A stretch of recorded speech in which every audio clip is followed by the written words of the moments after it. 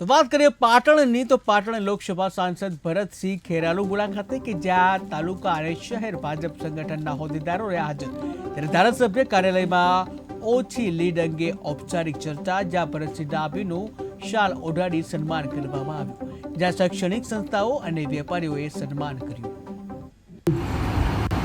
લોકસભામાં ભારતીય જનતા પાર્ટીએ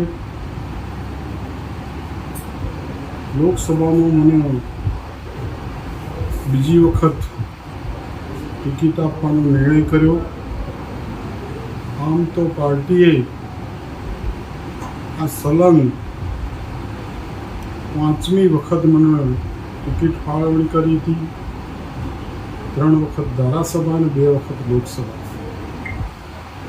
અગાઉની ચૂંટણીઓ પણ ભારતીય જનતા પાર્ટીના સૌ કાર્યકર્તાઓએ, મતદારોએ, પ્રજાએ મને ખૂબલે ખૂબલે મત આપી અને વિજયી બનાવ્યો. તો ગામડાઓનો મેં પ્રવાસ પૂર્ણ કર્યો. લોકો વચ્ચે જવાનું થયું, કાર્યકર્તાઓ સાથે બેઠકો, શક્તિ કેન્દ્રના પ્રમુખો, સંગઠનના કાર્યકર્તાઓ સાથે સભાઓ અને મિટિંગમાં જવાનું થયું અને પ્રજાનો જે ઉત્સાહ હતો એ અનેરો ઉત્સાહ હતો.